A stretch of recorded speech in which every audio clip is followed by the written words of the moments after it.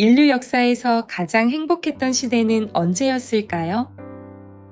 한 위대한 역사가가 내놓은 답은 뜻밖이었습니다. 황제들에게 아들이 없던 시대라는 겁니다. 아들이 없어서 오히려 나라가 행복해지다니 도대체 무슨 사연일까요? 로마 제국이 가장 눈부시게 빛나던 100년의 비밀이 오늘 이야기에 담겨 있습니다. 안녕하세요. 오늘도 역사 속으로 함께 떠나보겠습니다. 우리는 지금 영국 역사가 에드워드 기번이 쓴 로마 제국 쇠망사를 한 장면씩 읽어가고 있습니다. 오늘은 핏줄이 아니라 사람됨을 보고 나라를 물려준 황제들의 이야기입니다. 그리고 그 찬란한 시대에 드리운 어두운 그림자까지 함께 들여다보겠습니다.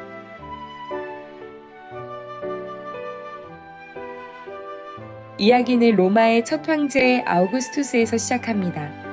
참으로 알 수 없는 인물이었습니다. 기번은 이렇게 평가했습니다. 차가운 머리와 무정한 심장과 겁 많은 기질을 타고난 사람이었다. 그래서 19살에 위선의 가면을 썼고 죽는 날까지 벗지 않았다. 같은 손으로 위대한 웅병아 키케로를 처형하는 문서에 서명했습니다. 그리고 또 같은 손으로 반역자 킨나를 용서했습니다. 처음에는 로마 세계의 적이었다가 마지막에는 로마 세계의 아버지가 된 사람. 그가 바로 아우구스투스였습니다. 아우구스투스의 눈앞에는 언제나 카이사르의 최후가 어른거렸습니다. 카이사르는 왕이라는 이름을 탐내다가 칼에 찔려 쓰러졌습니다. 아우구스투스는 거기서 한 가지 진실을 꿰뚫어 보았습니다. 사람은 이름으로 다스려진다는 사실입니다. 그래서 왕관을 쓰지 않았습니다.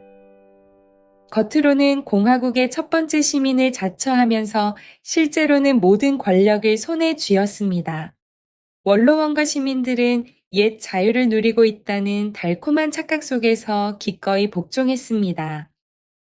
이 착각이 얼마나 덧없는지 보여주는 사건이 있습니다.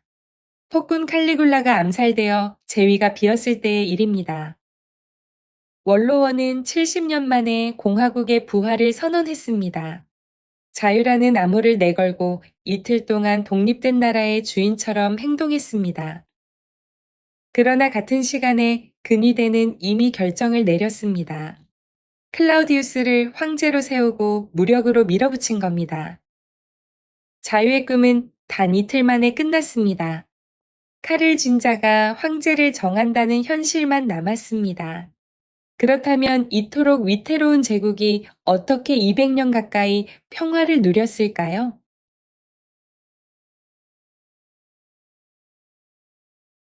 비밀은 재위를 물려주는 방식에 있었습니다.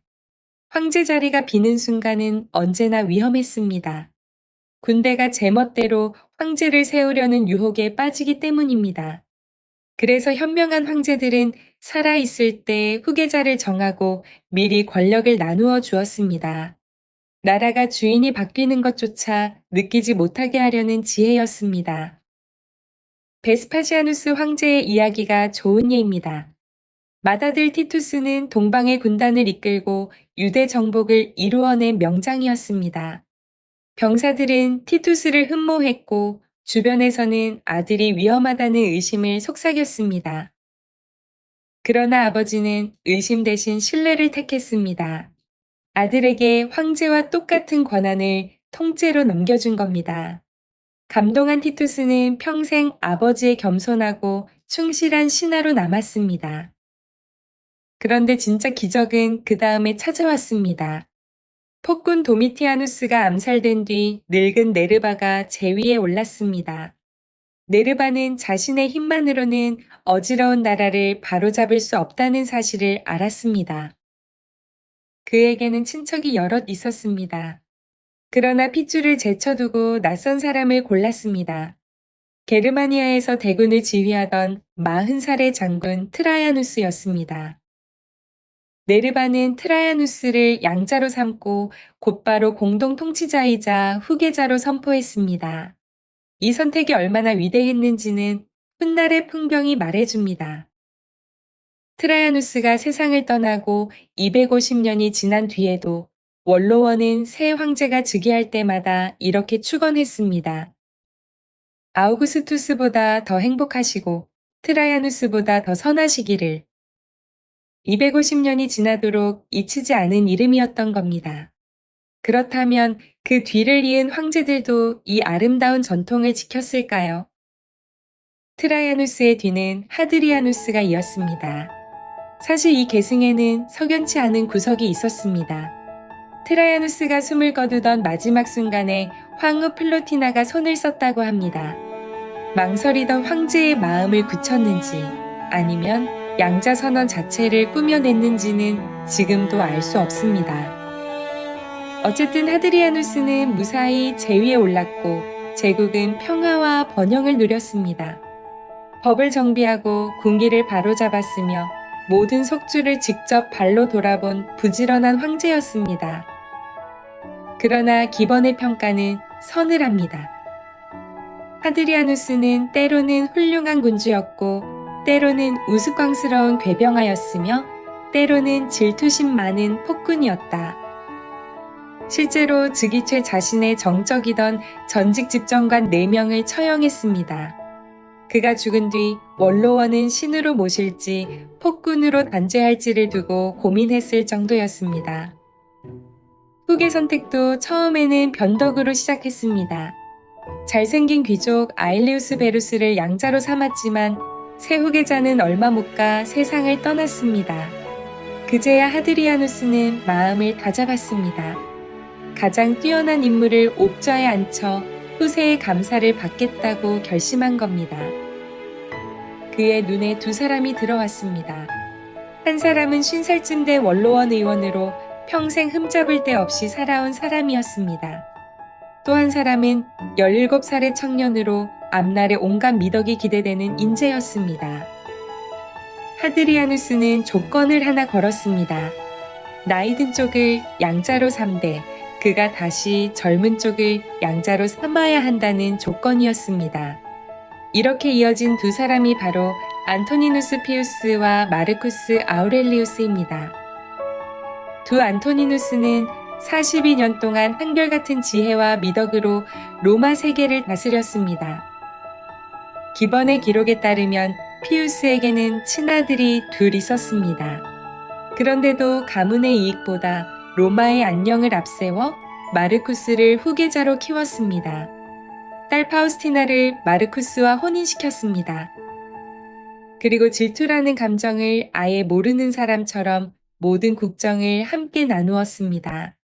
마르쿠스도 은인을 부모처럼 사랑하고 군주로서 복종했습니다. 피우스가 다스린 23년 동안 마르쿠스가 궁을 비운 날은 단 이틀 반뿐이었다고 전해집니다. 피우스는 제2의 누마라고 불렸습니다. 종교와 정의와 평화를 사랑했기 때문입니다. 그의 치세에는 역사책에 쓸 사건이 거의 없었습니다. 기번은 그 이유를 이렇게 설명했습니다. 역사란 인류의 범죄와 어리석음과 불행의 기록에 지나지 않기 때문이다. 사건이 없는 시대야말로 백성에게는 축복이었던 셈입니다.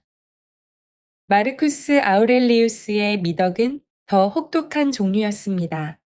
12살의 스토아 철학을 받아들였습니다. 몸을 정신에 복종시키고 감정을 이성에 복종시키는 훈련을 평생 이어갔습니다. 전쟁터 한복판에서 쓴 명상록은 지금도 남아 있습니다. 시리아에서 카시우스라는 장군이 반란을 일으켰을 때의 일화는 유명합니다. 반란의 우두머리가 부하들 손에 목숨을 잃자 마르쿠스는 오히려 아쉬워했습니다. 적을 용서하여 친구로 만들 기회를 빼앗겼다는 겁니다. 전해지는 기록에 따르면 황제는 원로원에 이렇게 간청했습니다. 나의 치세가 원로원 의원의 피로 얼룩지지 않게 해달라. 그대들 가운데 누구도 죽어서는 안 된다. 마르쿠스는 전쟁을 인간 본성의 수치이자 재앙으로 여겼습니다. 그러나 나라를 지켜야 할 때는 얼어붙은 도나우 강가에서 8번의 겨울을 병사들과 함께 났습니다. 그 혹독한 추위가 결국 병약한 황제의 몸을 갉아먹었습니다. 마르쿠스가 세상을 떠나고 100년이 지난 뒤에도 사람들은 집안의 수호신들 곁에 이 황제의 초상을 모셔두었다고 합니다. 이렇게 이어진 황제들의 시대를 두고 기번은 역사의 길이 남을 선언을 했습니다. 기번은 이렇게 기록했습니다. 세계 역사에서 인류가 가장 행복하고 번영했던 시대를 꼽으라면 누구든 망설임 없이 도미티아누스의 죽음부터 콤모두스의 즉위까지를 꼽을 것이다. 네르바와 트라야누스와 하드리아누스 그리고 두 안토니누스, 이 황제들에게는 공통점이 있었습니다. 재위를 이을 친아들이 없었거나 있어도 핏줄을 고집하지 않았다는 점입니다. 그 덕분에 그때그때 제국에서 가장 뛰어난 인물이 옥좌에 앉을 수 있었습니다. 아들이 없던 황제들이 로마를 가장 행복하게 만들었다는 역설. 이것이 처음에 던진 질문의 답입니다.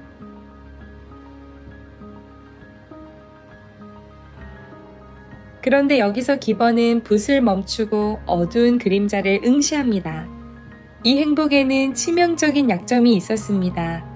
모든 것이 단 한 사람의 인품에 달려 있었다는 점입니다. 원로원도 법률도 황제의 미덕을 빛내줄 수는 있었습니다. 그러나 황제의 악덕을 막을 힘은 없었습니다. 언젠가 방탕한 젊은이나 질투심 많은 폭군이 나타나면 어떻게 될까요? 백성을 위해 쓰이던 절대 권력이 파멸의 도구로 바뀌는 순간이 다가오고 있었습니다. 실제로 황금시대 앞에는 철의 시대가 있었습니다. 음침한 티베리우스와 광포한 칼리굴라, 잔인한 네로, 그리고 비겁하고 무자비한 도미티아누스. 80년 동안 로마는 쉼없는 폭정 아래 신음했습니다. 공화국의 유서 깊은 가문들과 재능 있는 인물들이 줄줄이 쓰러져 갔습니다. 기번은 여기서 소름 돋는 비교를 하나 내놓습니다. 전해지는 이야기로는 옛 페르시아 궁정에 이런 젊은 귀족이 있었다고 합니다. 왕 앞에서 물러날 때마다 자기 목이 아직 어깨 위에 붙어 있는지 만져보았다는 겁니다. 그런데도 페르시아 사람은 잠을 설치지 않았습니다. 태어날 때부터 절대 군주 아래의 삶밖에 몰랐기 때문입니다. 왕의 분노란 벼락이나 병처럼 피할 수 없는 재난일 뿐이었습니다. 그러나 로마인은 달랐습니다. 카토와 키케로와 똑같은 교육을 받고 자유로운 공화국의 역사를 배우며 자란 사람들이었습니다. 폭군 앞에 엎드려 아첨하면서도 마음속으로는 폭군을 경멸했습니다. 자유를 아는 사람이 노예로 사는 고통은 자유를 모르는 사람의 고통보다 훨씬 깊었습니다. 더 무서운 사실이 하나 남아 있습니다. 도망칠 곳이 없었다는 점입니다. 기번은 이렇게 기록했습니다. 로마 제국은 온 세계를 채웠다. 제국이 한 사람의 손에 들어갔을 때 세계는 그의 적들에게 안전하고도 음울한 감옥이 되었다. 황제의 미움을 산 사람에게는 선택지가 없었습니다. 로마에 남아 금사슬을 끌든 에게해의 메마른 바위섬이나 얼어붙은 도나우 강변으로 유배를 가든 마찬가지였습니다. 침묵 속에서 자신의 운명을 기다릴 수밖에 없었습니다. 저항은 곧 죽음이었고 도주는 불가능했습니다. 국경 너머에는 바다와 사막과 낯선 야만족 그리고 도망자를 붙잡아 황제에게 바치려는 왕들 뿐이었습니다.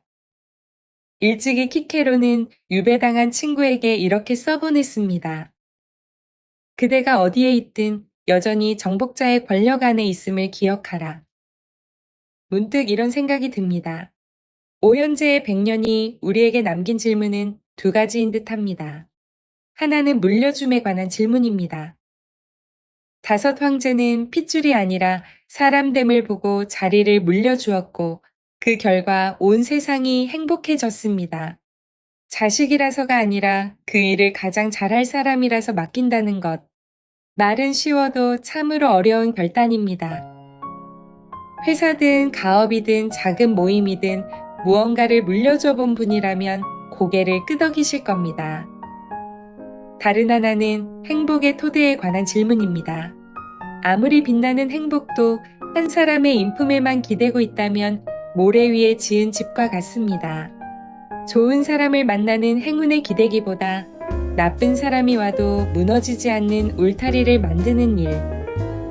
어쩌면 그것이 2000년 전 로마가 오늘의 우리에게 건네는 지혜인지도 모르겠습니다. 아들이 없던 황제들이 만든 가장 행복한 시대, 그리고 그 뒤에 숨어있던 세계 제국의 감옥. 오늘은 로마의 빛과 그늘을 함께 걸어보았습니다. 그런데 마르쿠스 아우렐리우스에게는 친아들이 있었습니다. 양자의 전통이 끊기고 그 아들 콤모두스가 즉위하는 순간, 기번이 예고했던 불길한 순간이 현실이 됩니다. 다음 시간에는 황금시대의 몰락, 콤모두스의 이야기가 이어집니다. 구독과 좋아요를 눌러두시면 다음 이야기를 놓치지 않으실 수 있습니다. 오늘도 함께 해주셔서 고맙습니다.